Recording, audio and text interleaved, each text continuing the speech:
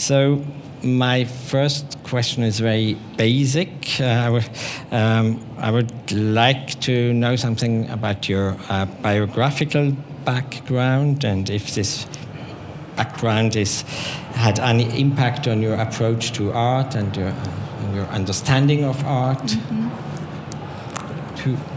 Do you want to start? Sure. Yeah. Well, I was always a painter and very interested in painting, and that's what I did. And I actually went to graduate school for painting, and it was while I was in graduate school for painting that I switched to video.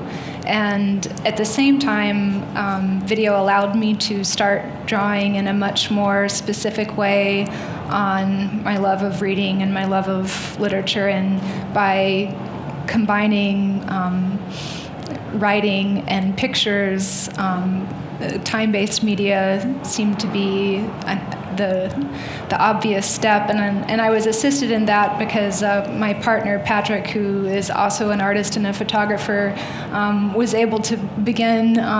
We were able to begin working together, and he shoots all of our work, and so we just made a video, our first video, about 8 years ago while I was in. So your first school. video you made 8 years ago. That's right. Yeah. Okay. I think so. Yeah. Yeah. Great. My background is in graphic design, and I worked at the New York Times as a graphic designer for a long time before I was an artist. So this is my first video, but it pulls text and image together in a way that is really influenced by graphic design, and it also takes a lot of imagery and ways of looking at things that I learned as a graphic designer. And this is my first video. So. But you studied English literature. Oh yeah. I dropped out of that, but I did for a while. Dropped out, okay. Yeah. So first in Vancouver, didn't it? Pardon? In Vancouver, I think. In Vancouver, English literature, which I eventually dropped out of, and then graphic design. So all my work is really influenced by those things. And then you moved to Toronto, is that correct? Yeah. Then for a second part of your, okay. And what motivated you to get an artist? Is that a childhood dream, or? I think it was less motivation and more just compulsion that couldn't be suppressed. Okay. But so for early on, no? Very early. Yeah, very early. You knew that you wanted to. Yes. Be an artist. Yes. Mm-hmm. Generally. But yeah. Very early. Yeah. Pretty early. Okay. So same for you, or? I have the same obsessive need to make stuff and to organize things through art. But I was a graphic designer for a long time, as I said, and then that stopped feeling like enough. So I started making art to kind of use my own ideas in working in that way. Yeah. Is that before you moved to New York? No, I was a graphic designer in New York for 3 years, but I made art in the morning before my job and at night after my job. After. Yeah. Okay.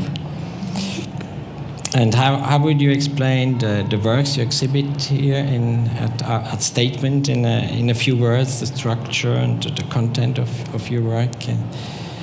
Well, it's a narrative video written in verse, and I write all the scripts, and I only started writing poetry and actually really caring a lot about poetry when I started making video. And it was, just briefly, it was because the first historical subject that I made work about was the First World War, and poetry is a very fundamental mode of artistic expression during the First World War. So I started writing verse and poems, and so the project that's here is a narrative about a dead woman. So I play a person who has already died, and the narrative that takes place is a discussion among the body, my organs, like my brain and my liver, and my heart, about what happened to me. And my character is killed herself. She's a suicidal character. One of the things that drew me to that was the prevalence of suicide as a theme or as a plot element in literature and in film and in plays. And so I was interested in exploring the literary aspect of suicide, and also, if I could, the dimensions of suicide that are a little less hard to put, that are less apparent in art, like all the many questions that the act of suicide leaves behind, whereas in literature there's often a very clear reason for a literary suicide.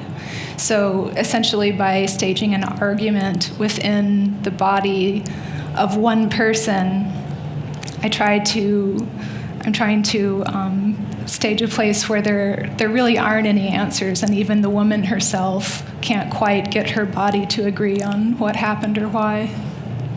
There's a tough discussion going on here. Yes. Exactly. My video begins with these soft jewelry boxes that I've been collecting from eBay, so that used to hold jewelry, and I use them as props to talk about the term soft sexism, which is a current news term. And then that kind of opens up to a whole discussion about feminism and capitalism, and a didactic text about those things that's illustrated using very visually seductive objects that I've collected on eBay. And it's about how the fate of these objects is tied to all the other political issues that I bring up in the text. And it's inspired by educational films from the 70s and 80s, mostly from Canada. So it takes on this very didactic voiceover with a very seductive visual accompaniment. The text in your piece is in a sort of collage, or It uses kind of a canon of famous male image theorists and anthropologists, and mixes up all those texts with my own personal thoughts and a lot of feminist writing, and makes a new thing out of it. So I just kind of take all these really famous theorists and do whatever I want with what they said. Yeah. I mean, in your piece, the language is also as important as the images. So you mentioned before that you also write poetry, is that correct? Only for the work. For the work, but yes. I've had to learn how to write poetry, but and I'm after 8 years, I feel like I'm getting more comfortable with the idea of writing being a really important part of what I do. But because the texts are all made by you.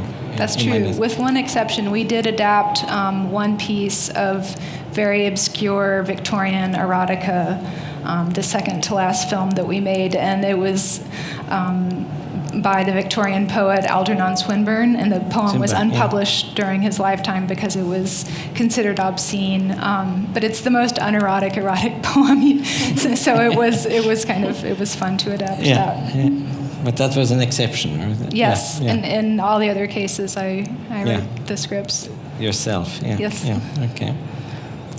You already mentioned it before, so is that it's an important issue for both of you, probably, the feminist or post-feminist theory. Is that how would you define yourself in this context, or is that?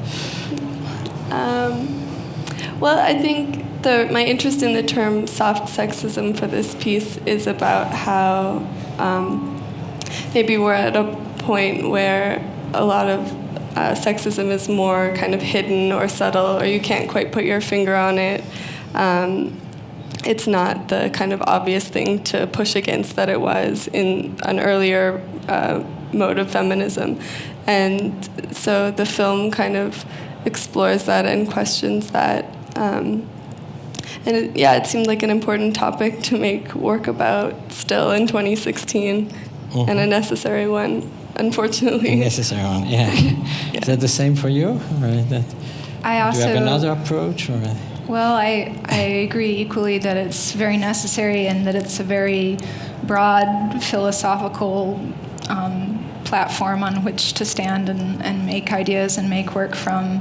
In my particular case, I usually find myself responding to repeating modes of women in literature, usually written by men, that, a lot of the times these are works that I really admire, like Edgar Allan Poe. He's one of the portraits that I made. I really admire Poe, and actually Poe said in one of his literary criticism writings, he said, what is the most powerful poetic subject? Well, you have to have the maximum of tragedy, and so there has to be a death. And you have to have the maximum of beauty, so it has to be a beautiful woman. So the best subject for poetry is a dead woman.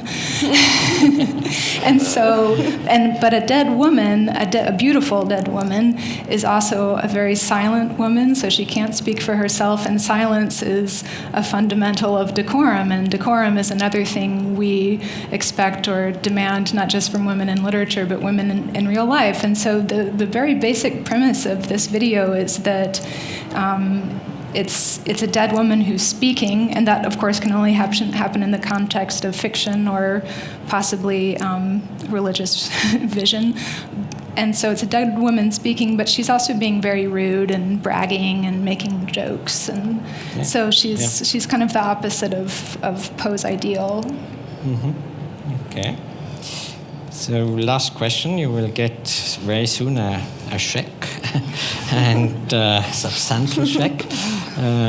Do you already know what you want to do with this money? Do you have plans for Well, our studio roof leaks. What? Leaks? So we're going to fix the roof on our studio. That's good for the next projects, yeah. Yes. Starting point. Yes. I'm going to buy a Hasselblad camera. Good, yeah. And a new computer. And then I don't know. Good, wonderful. So, yeah, we look forward to seeing soon a new work by you at Art Basel, maybe next year. So it would be wonderful.